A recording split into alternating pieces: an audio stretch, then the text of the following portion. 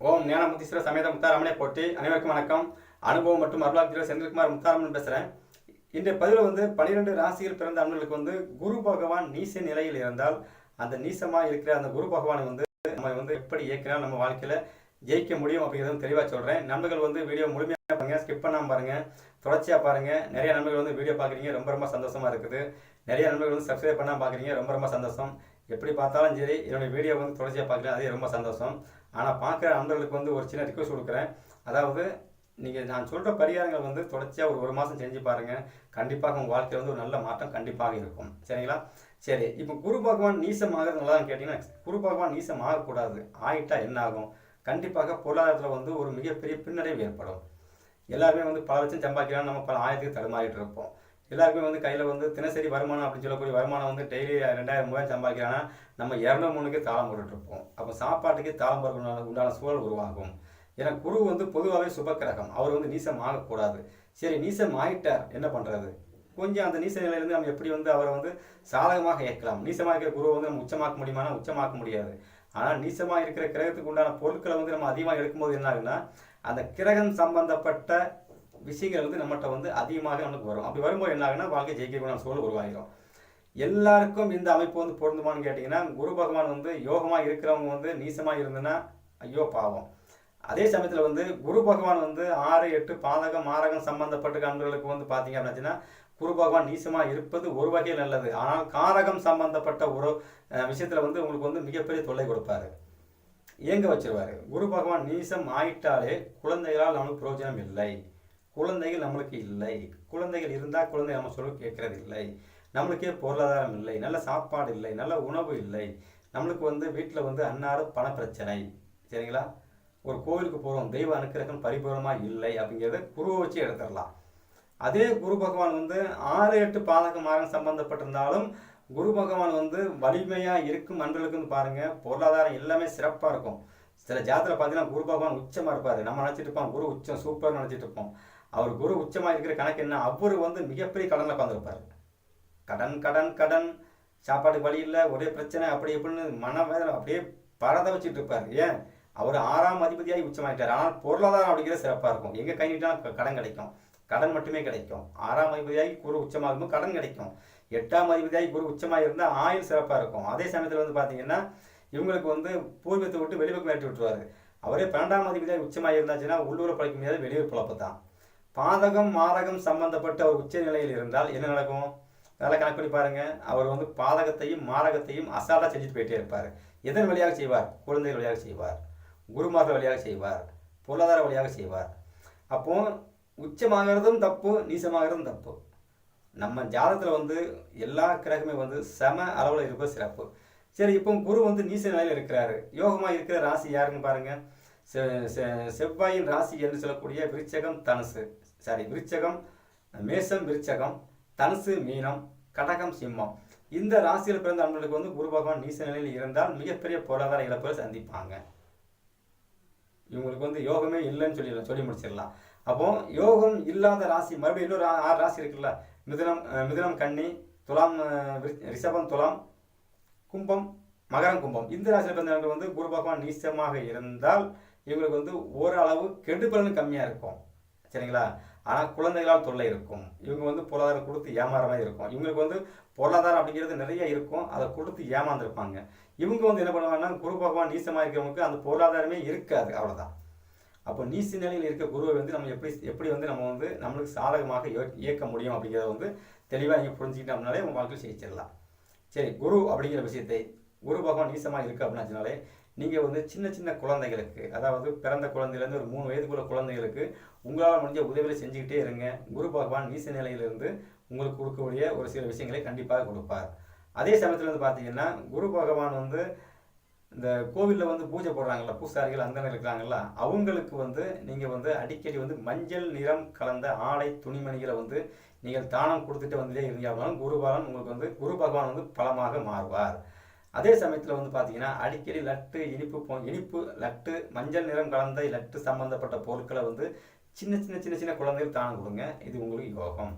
நீங்களே பார்த்தீங்க அப்படின்னா அடிக்கடி மஞ்சள் நிற ஆடை சம்பந்தப்பட்ட விஷயங்களை அதிகமாக பயன்படுத்துங்க. அதிகமாக 6 8 சம்மந்தப்பட்டிருக்கவங்க என்ன பண்ணுங்க அப்படின்னு கேட்டீங்கன்னா அடிக்கடி பயன்படுத்தக்கூடாது. ஏதோ ஒரு டைமில் வாரத்தில் ஒரு 2 நாள் 2 நாள் ஒரு நாள் பயன்படுத்தலாம். யோகமாக இருக்கிறவங்க தினசரி நீங்கள் பயன்படுத்தும் போது என்ன ஆகுன்னா அந்த குருவின் தன்மை வந்து உங்கள்கிட்ட வந்து பரிபூர்ணமாக கொஞ்சம் கொஞ்சமாக வர ஆரம்பிச்சிடும். சரி, இன்னும் எளிமையாக சொன்னால் அப்படின்னா குரு பகவான் வந்து யோகமாக இருக்குது, எனக்கு நீசமாயிட்டாரு அப்படின்னாச்சுன்னா நீங்கள் நீர் குளிக்கிறீங்கல்ல, குளிக்கிறதுல வந்து சிறிதளவு மஞ்சப்பொடி போட்டு ஒரு நாள் குளிங்க. ஒரு நாள் ஒரு சந்தன வில்லை கரைச்சி அதில் போட்டு குளிக்கலாம். இப்படி தொடர்ச்சியாக குளிச்சுட்டு வரலாம். யோகம் இல்லாமல் 6 8 பாதகம் மாரகம் சம்மந்தப்பட்ட என்னச்சுன்னா விரலி மஞ்சள் வாங்கி அந்த விரலி மஞ்சளை வந்து நீங்கள் 2 3 உடைச்சி அதை அப்புறம் பொடி பண்ணி அதில் கொஞ்சம் கொஞ்சம் சிறிதளவு தண்ணியை கலந்து அந்த குடிக்கிற தண்ணியில் கலந்து நீங்கள் குடிச்சு அப்படின்னாச்சுன்னா குரு பகவான் வந்து உங்களுக்கு வந்து கொடுக்கக்கூடிய அண்ணனை கொடுக்கக்கூடிய விஷயத்தை வந்து தெளிவாக எந்தவித யோசனையும் இல்லாமல் அழகாக கொடுத்துக்கிட்டே இருப்பார். சரிங்களா? அடுத்து வந்து குரு பகவான் யோகமாக இருக்க அன்பர்களுக்கு வந்து எப்பவுமே நெத்தியில் வந்து சந்தனம் வச்சு பூசி அதை குங்குமம் வச்சுக்கிட்டே இருங்க. அதுவும் சிறப்பு. இறைவனுக்கு பார்த்தீங்க அப்படின்னா அடிக்கடி வந்து சந்தனம் மஞ்சள் திருமஞ்சள் பொடி போன்ற பொருட்களை கொண்டு போய் கோவில்களில் வந்து இறைவன் சம்பந்தப்பட்ட சன்னிதியில் வந்து கோவிலில் வந்து வழிபாட்டுக்கு வந்து அபிஷேகத்துக்கு கொடுத்துக்கிட்டே இருங்க. அது வந்து குரு பலத்தை உங்களுக்கு அதிகப்படுத்தி கொடுக்கும். சரிங்களா? அடுத்து வந்து எந்த ஒரு குருமார்களை பார்த்தாலும் காலில் வந்து ஆசீர்வாதம் வாங்குங்க. குரு பலம் அதிகமாக ஆரம்பிச்சிடும்.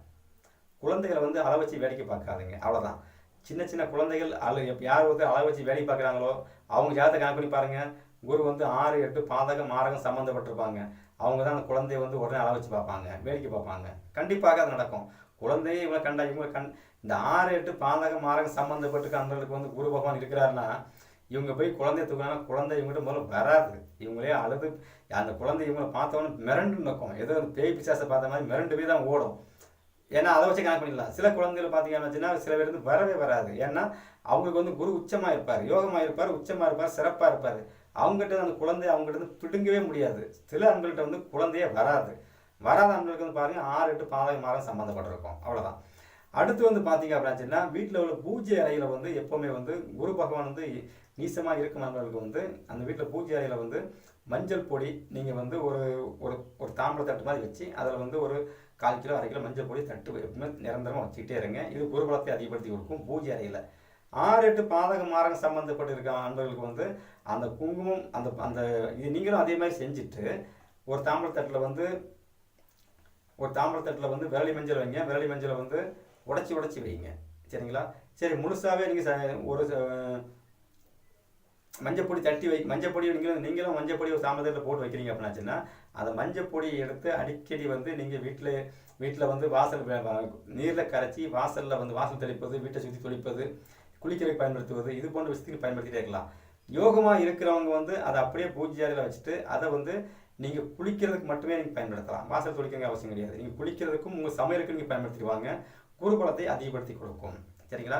அடுத்து வந்து பார்த்தீங்கன்னா சின்ன குழந்தைகள் இருந்தாங்கன்னா அந்த குழந்தைய கையில் வீட்டில் எடுத்துக்காங்க அப்படின்னா நீங்கள் அந்த குழந்தைய கையில் வாங்குறதுக்கு முன்னால் அந்த குழந்தை கால்களை நல்லா தடைப்படுங்க. தொட்டு வணங்குற மாதிரி ஒரு தொட்டு வணங்குறதுக்கும் ஈகோ பிளாஸ் ஆகும்ல. நம்ம போய் இந்த குழந்தைய எவ்வளோ தொட்டு கும்பிடுறது அப்படின்ட்டு அந்த குழந்தை காலை பிடிச்சி அப்படியே ஆட்டிக்கிட்டு அந்த குழந்தைய வந்து நீங்கள் முத்தம் கொடுக்குறது, இது எல்லாமே வந்து உங்களுக்கு குருபலத்தை அதிகப்படுத்தி கொடுக்கும். அடுத்து வந்து குரு பகவான் வந்து உங்களுக்கு என்ன எளிமையாக இருக்கணும் அப்படின்னாச்சுன்னா ஜீவ சமாதி இருக்கிற இடங்களில் போய் அடிக்க வழிபாடு செய்யுங்க. ஜீவ சமாதிகளை வழிபாடு செய்வது, குரு நமஸ்காரம் செய்யுங்க. நீங்கள் குரு நமஸ்காரம் சம்பந்தப்பட்ட இதை அதிகமாக எடுக்கும்போது சிறப்பாக இருக்கும். குரு பகவான் சம்பந்தப்பட்ட மந்திரங்கள் சம்பந்தப்பட்ட ஆடியோ வீடியோ பார்ப்பது, இது எல்லாமே யோகம். காலையிலையும் மாலையிலையும் இரவு நேரத்துலையும் சரி அடிக்கடி குரு சம்பந்தப்பட்ட அந்த ஆடியோ சம்பந்தப்பட்ட அந்த மந்திரங்கள் உச்சாரணம் செய்வது, வீட்டிலே வந்து நீங்கள் பூஜையில் வந்து இந்த மந்திரங்கள் உச்சாரணம் செய்யும்போது என்ன ஆகுன்னா குரு பலம் அதிகரித்து கொண்டே இருக்கும். அப்போ குரு பகவான் வந்து உங்கள் ஜாதகத்தில் வந்து 6 8 பாதகம் மாரகம் சம்பந்தப்பட்டு இருக்க அன்பர்கள் வந்து உங்கள் வீட்டில் தங்க நகை இருந்தால் நீங்கள் தங்க நகை யாருக்கும் தானம் கொடுக்கக்கூடாது. ஒரு கல்யாணத்துக்கு போயிட்டு வரேன் தங்கச்சி அதை கொடு இதை கொடுன்னு கேட்பாங்க. இல்லைன்னா சொந்தக்காரங்க கேட்பாங்க, பக்கத்துக்காரங்க கேட்பாங்க. அப்படி கேட்டாங்கன்னு கொடுத்தீங்க அப்படின்னாச்சுன்னா அந்த தங்க நகை உங்களுக்கு வந்து முழுதாக உங்கள்கிட்ட வந்து காலத்துக்கும் இருக்காது. யோகமாக இருக்கிறவங்க கொடுக்கலாமான்னு கேட்டிங்க அப்படின்னாச்சுன்னா பொதுவாகவே தங்கத்தை வந்து நீங்கள் வந்து ஒருத்தர் தங்கம் வெள்ளி போன்ற பொருட்களை வந்து எப்போவுமே வச்சுக்கிங்க. அது வந்து இறை அருள் அதிகமாக இருக்கிறவங்கள்ட்ட தான் அந்த தங்கமும் வெள்ளியும் வந்து தங்கம் அப்படின்னு சொல்லுவாங்க. அந்த தங்கத்தையும் வெள்ளியையும் நீங்கள் தானம் கொடுக்காமல் நீங்கள் இருப்பது மட்டுமே சிறப்பு. குரு 8ஆம் அதிபதியாக உச்சமாக இருக்கிறாரு. தங்கத்தை நீங்கள் மறைச்சி வச்சா மட்டும் தங்கம் உங்களுக்கு கைக்கு நிற்கும். கழுத்தில் காதில் போட்டு ஆடிட்டு அலைஞ்சோம்னாச்சுன்னா தங்கம் வந்து அலைகலைக்கு ஓடிடும். அதே குரு வந்து நீசமாக இருக்கிறவங்களுக்கு வந்து தங்கம் அப்படிங்கிறத வந்து மிகப்பெரிய கேள்விக்குறியாக இருக்கும்.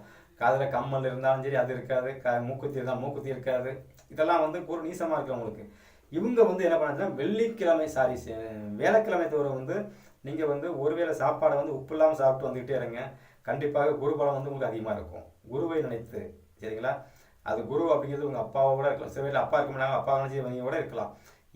யாரை குருவாக நினைக்கிறீங்களோ அவங்க நினைத்து மகான்கள், குரு மகான்கள்னு சொல்லக்கூடிய அந்த இதில் வந்து ஆதிசங்கரில் இருந்து நீங்கள் எடுத்துக்கலாம். ஆதிசங்கரில் இருந்து எடுத்து காஞ்சி பெரியவா, மகா பெரியவா, கிருபானந்த வாரியார், அஞ்சலி சுவாமி, இப்படி எந்த ஒரு மகானும் எடுக்கலாம், சாய்பாபா, எந்த மகானை நீங்கள் தேர்ந்தெடுக்கிறீங்களோ அந்த மகானை நினைத்து நீங்கள் வியாழக்கிழமை தோறும் ஒரு வேளை, சரிங்களா, நீங்கள் சாப்பிட்டுட்டு அந்த ஒரு வேளையும் உப்பு இல்லாமல் சாப்பிட்டு பாருங்கள்.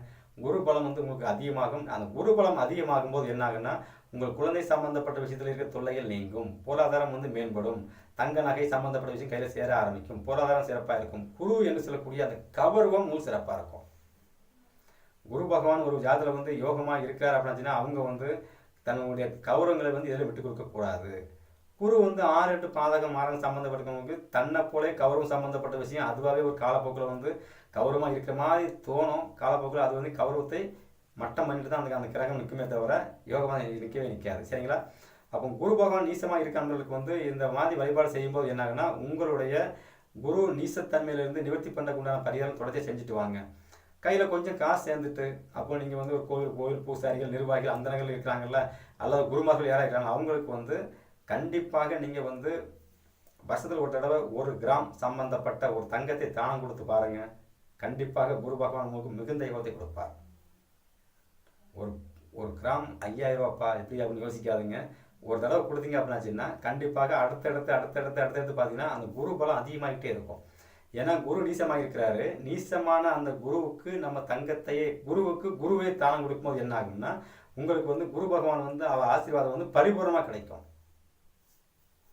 எல்லோருக்கும் என் தாய் முத்தாரம்மனார் பரிபூர்ணமாக கிடைக்கட்டும். நன்றி, வணக்கம்.